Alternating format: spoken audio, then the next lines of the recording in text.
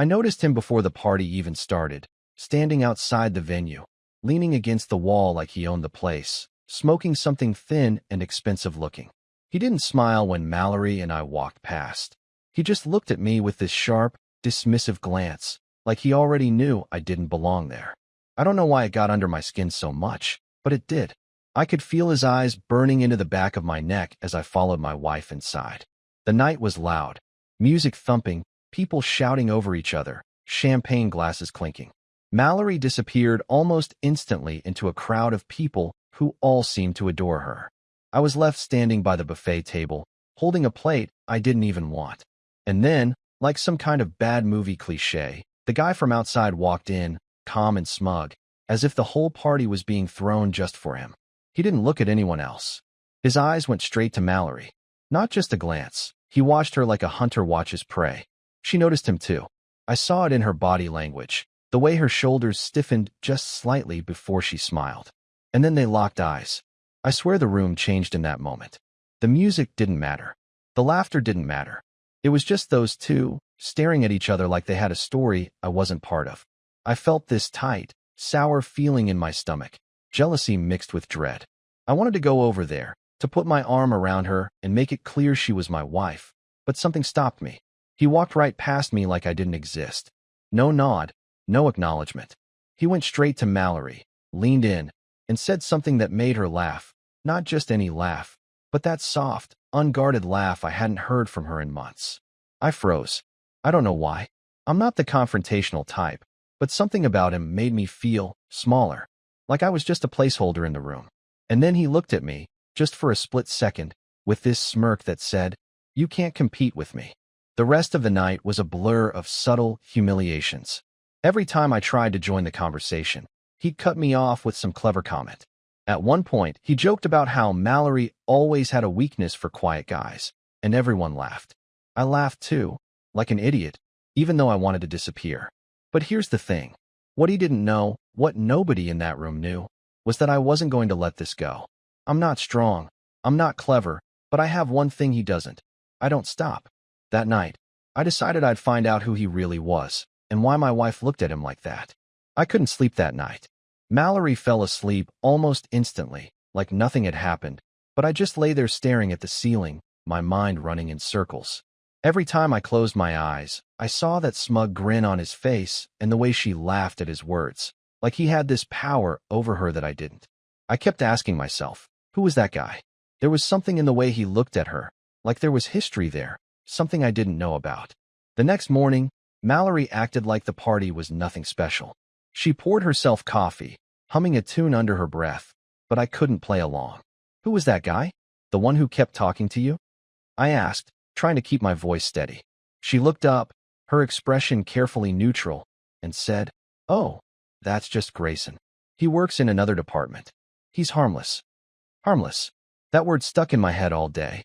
I didn't buy it, not for a second. There was nothing harmless about the way he stared at her, the way he looked at me like I was just a footnote in her life story. I'm not proud of what I did next, but I felt like I was losing control of my own life. I went through her phone when she was in the shower. I told myself I was just going to glance, just to make sure I wasn't imagining things. But the second I saw his name in her messages, my hands started to shake. Most of the messages were work-related, at least on the surface. But there was something in the tone, something too familiar. A few emojis. A few inside jokes I didn't understand. And then one message from him that made my stomach twist. "Can't wait to see you at the party tonight. It's been too long." I didn't confront her, not yet. Instead, I spent the next day digging. I looked him up online, found his profile, his work history, even some old photos. He was the type of guy who seemed to have it all. Money, looks, that easy confidence I've never had. And the more I saw, the worse I felt. But then I stumbled across something I didn't expect. An old photo, buried deep in the company's social media page, from a retreat 2 years ago. There she was, Mallory, standing next to Grayson, their arms around each other like they were closer than just coworkers. The way she was smiling. I hadn't seen her smile at me like that in years. That was the moment I knew I couldn't ignore it anymore. Something was going on. Maybe it was in the past, maybe it was still happening, I didn't know. But I had to find out. And if I had to make a fool of myself to get to the truth, so be it. The next step? I needed to see them together when she didn't know I was watching. 2 days after the party, Mallory told me she had a late meeting. She said it so casually, so naturally, that I might have believed her if I hadn't already seen that message from Grayson on her phone. I nodded, pretending to be supportive, but inside, my thoughts were a storm. Something about the way she smiled while mentioning a late meeting didn't sit right with me. It wasn't her usual tired, work-weary smile. It was different, like she was hiding something behind it. I waited for her to leave, my heart pounding harder than I'd like to admit. I don't know why I did it, why I grabbed my jacket, my keys, and followed her like some desperate private investigator. Maybe I was afraid of what I'd find, but I knew if I didn't, I'd keep torturing myself with the unknown. I stayed a few cars back as she drove downtown. She wasn't heading to her office. I knew her company's building well enough to recognize that we were nowhere near it. My grip tightened on the steering wheel as I watched her turn into the parking lot of a sleek, upscale lounge.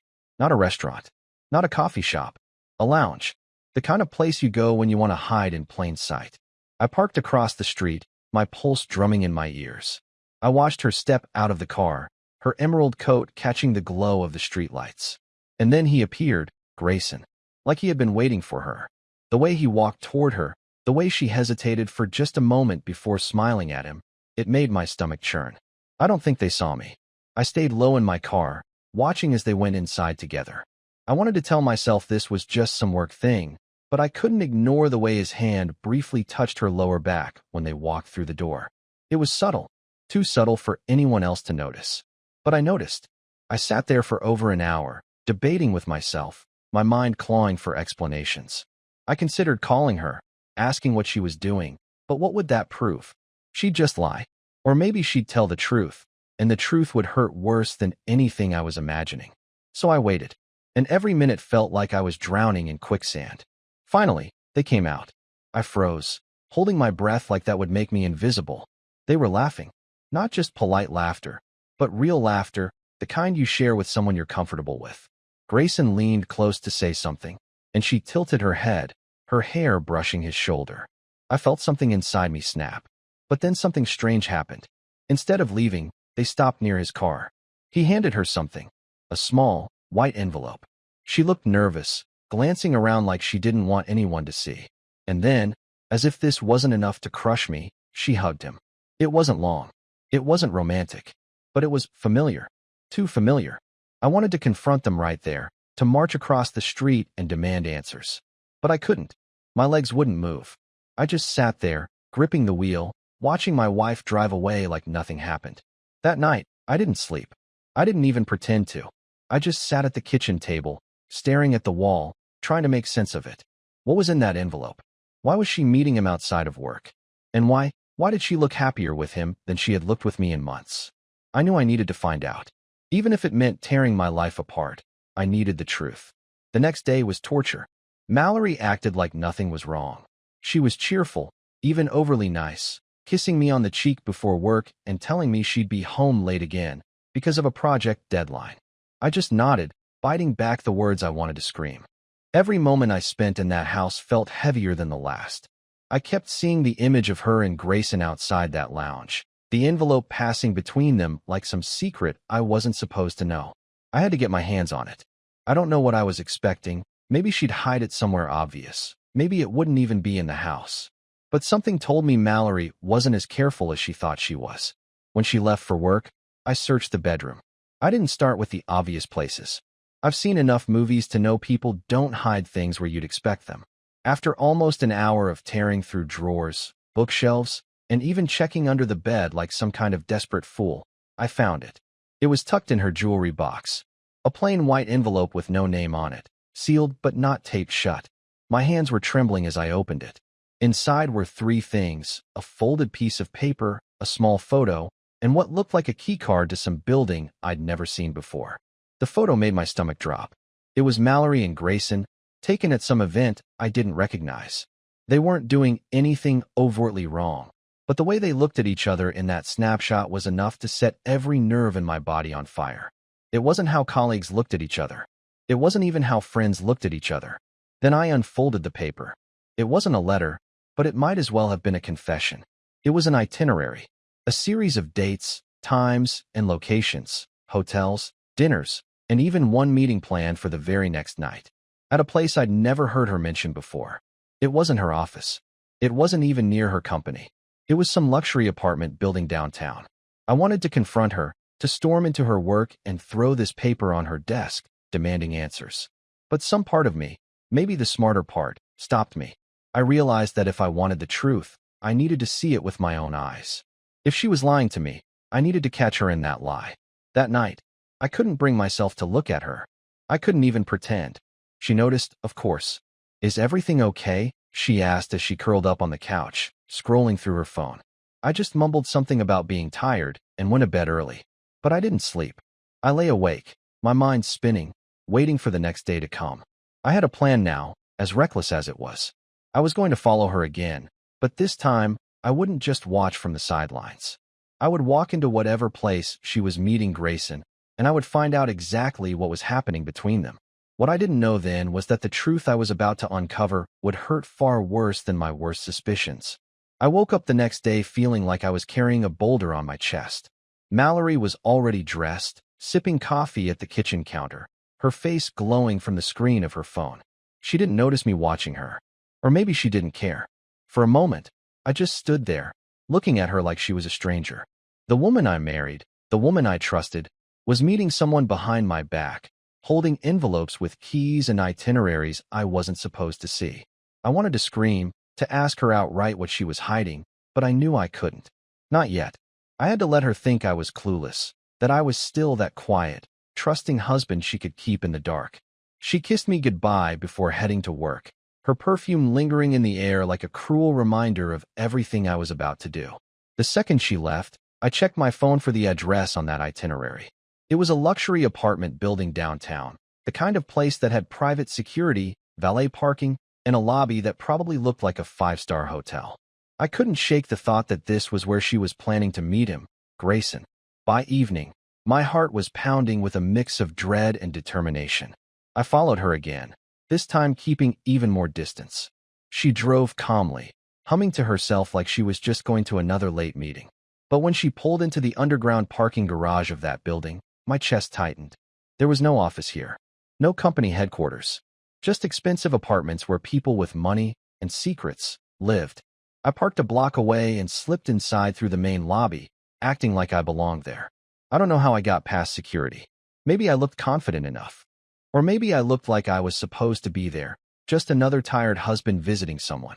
I kept my head down and took the elevator, my hands shaking as I pressed the floor number I'd seen scribbled on that itinerary. The elevator ride felt endless.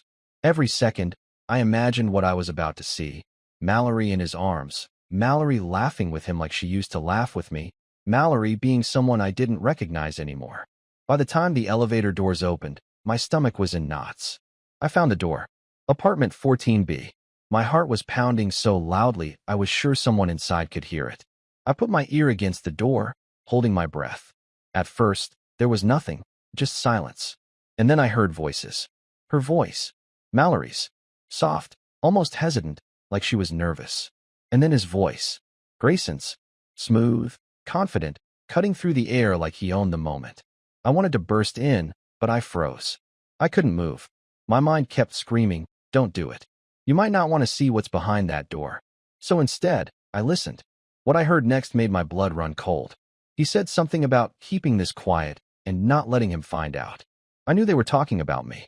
My palms were slick with sweat, and I felt like the hallway was spinning.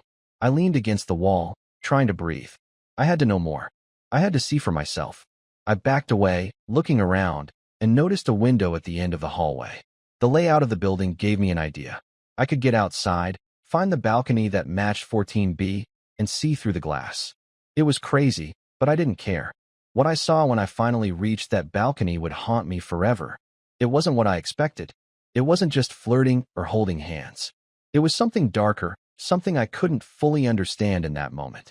Grayson wasn't just close to Mallory. He was showing her something, a folder full of documents, and she looked scared. Not romantic, not happy, scared. That was when I realized this wasn't just an affair. It was something bigger, and I was standing in the middle of it without even knowing what game they were playing. I crouched outside that balcony like some pathetic shadow of a man, my breath fogging against the cold glass as I tried to get a clearer view of what was happening inside apartment 14B. Mallory's back was to me, her posture tense, like she was holding her breath while Grayson flipped through that thick folder of documents. Every few seconds, she'd glance toward the door, as if terrified someone might walk in. My mind was racing, every nerve screaming that I was seconds away from uncovering something I couldn't undo. I shifted closer, my fingers gripping the metal railing to steady myself, and that's when I heard them. Their voices were muffled through the glass, but certain words cut through like knives. "If he finds out, it's over. You know that," Grayson said, his tone almost taunting. "I'm not going to tell him. But this is getting too dangerous," Mallory whispered, and I swear I felt the ground drop out from under me. This is getting too dangerous? What did that even mean? My heart wasn't just pounding, it was rattling inside my chest like it wanted out.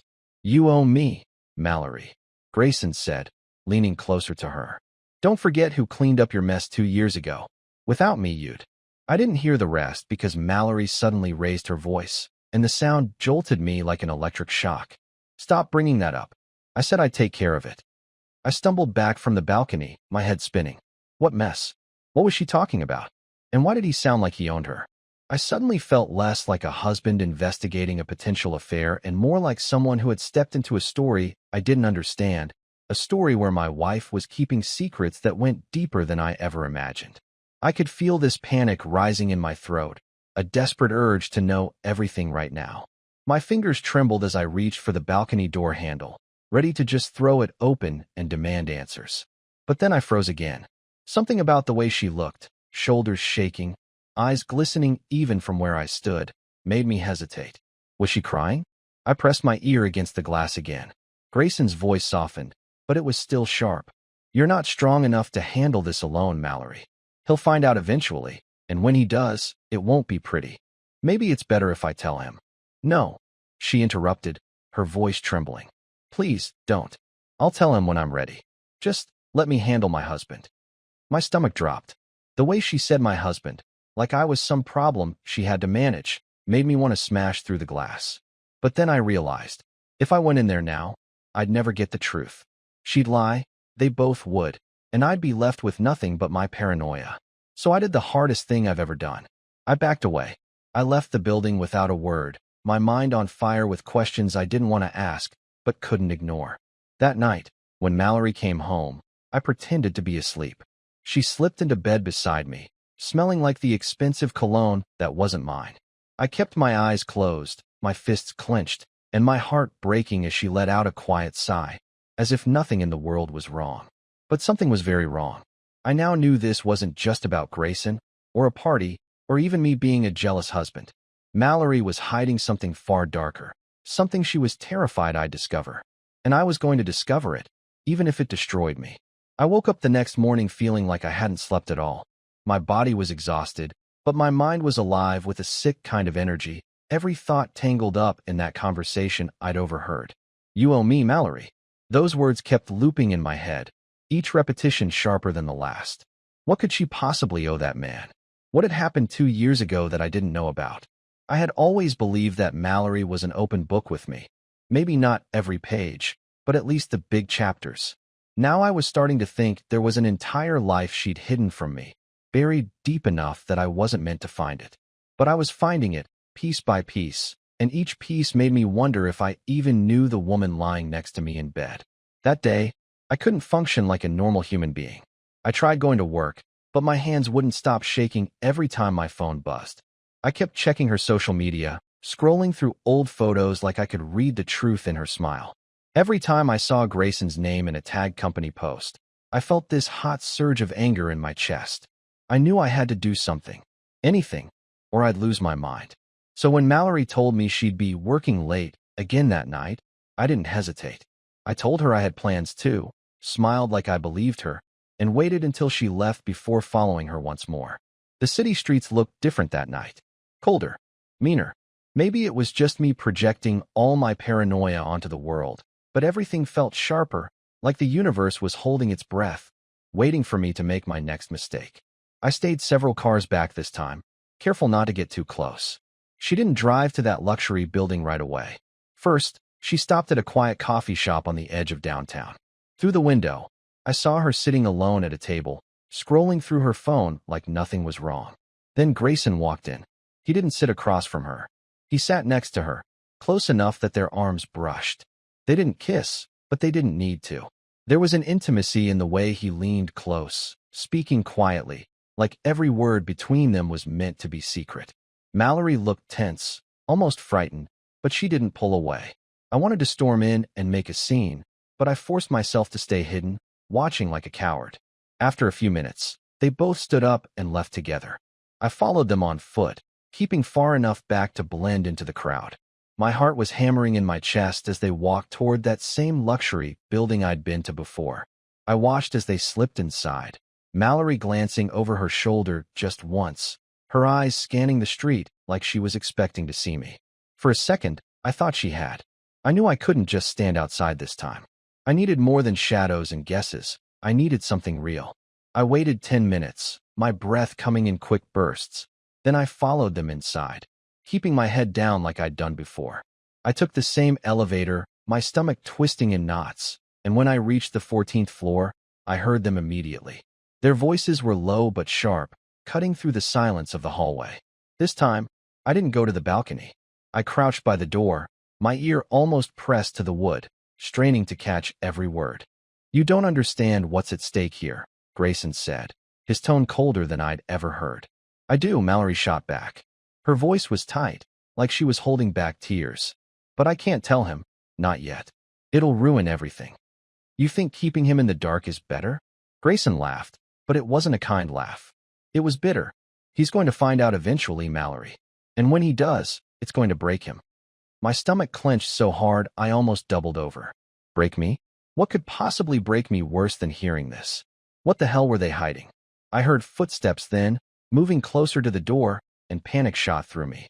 I ducked into the stairwell at the end of the hall, my pulse racing as I waited. A moment later, the door to 14B opened. I peered through the crack and saw Grayson stepping out, his face twisted in frustration. He didn't notice me, but I noticed something in his hand, a small, black flash drive. He shoved it into his pocket and left, the elevator doors closing behind him. I waited until he was gone before stepping out. I stood there, my hand hovering over the doorknob to 14B, my heart screaming at me to either open it or walk away. I didn't do either. Instead, I pressed my ear to the door again and heard Mallory's quiet sobs from inside. That sound cut deeper than anything else. I wanted to burst in and hold her, to demand answers, to tell her I wasn't strong enough to keep living in the dark. But I knew I wasn't ready. Not yet. I needed that flash drive. Whatever was on it, it had to be the key to all of this. I couldn't sleep that night. Every sound in the house felt louder, every shadow longer, as if the walls themselves were holding secrets I wasn't meant to hear. I kept thinking about that flash drive in Grayson's pocket, wondering what kind of bombshell it carried. My imagination spun through every worst-case scenario. Affairs, betrayal, blackmail, but I knew I couldn't live with guesses anymore. I needed facts. The next morning, Mallory left early, saying she had to meet with the team. I pretended to be half asleep, murmuring something supportive, but the second she closed the door, I was up and moving. I didn't know exactly how I'd do it, but I was going to get that flash drive. I started by following Grayson's car. It wasn't hard. He drove like someone who believed the world would always move out of his way. I tracked him to his office building, a sleek glass structure that seemed to scream power and ego. I waited outside for almost an hour, nerves eating at me like acid. Then, when I saw him go into a coffee shop down the street, I knew it was my only chance. I slipped into the building, my heart pounding, every nerve screaming that I was about to get caught. Somehow luck was on my side. I found his office on the 3rd floor, the door unlocked, his jacket draped casually over his chair. And in the pocket? The flash drive. My hands were shaking so badly I almost dropped it, but I shoved it into my pocket and left before anyone could stop me. When I got home, I plugged it into my laptop, bracing for the worst. What I found wasn't what I expected at all. The drive was full of documents, contracts, old photos, emails, all related to Mallory's company. And then I saw the truth. 2 years ago, Mallory had been framed for a major mistake at work, something that could have cost her job and reputation. Grayson had helped her by covering it up, but not out of kindness. He had been holding it over her ever since, using it as leverage. That's what I heard on the balcony. It wasn't an affair. It was manipulation. He'd been blackmailing her. The relief I felt was overwhelming, but so was the guilt. I had spent weeks doubting her, spying on her, treating her like a stranger. And through it all, she had been trying to protect me from this mess, from Grayson's threats. I knew I couldn't keep this to myself. That night, when Mallory came home, I sat her down and told her everything. About following her, about what I'd heard, about the flash drive. I expected her to be furious, but instead, she cried. She told me everything. How Grayson had been cornering her for months. How she'd been afraid to tell me because she didn't want me to get dragged into her nightmare. We made a decision together that night. We took the drive, the emails, everything, and went straight to her company's HR department. It wasn't easy. Grayson tried to twist the story to make it look like Mallory was complicit, but the evidence was overwhelming. By the end of the week, he was out. Fired. For the first time in months, we could breathe again. Mallory and I spent a whole weekend just talking. Really talking. About everything we'd both been hiding. All the ways we'd grown apart without noticing. We made a promise to never let secrets or silence come between us again. The strangest thing is, I think this whole nightmare made us stronger. I saw sides of Mallory I'd never seen before. Her courage, her resilience. And she saw that I was willing to fight for her, even when I was scared out of my mind. Last night, as we sat on the porch, watching the sun set with our fingers laced together, she leaned her head on my shoulder and whispered, "We're going to be okay." And for the first time in a long time, I believed it.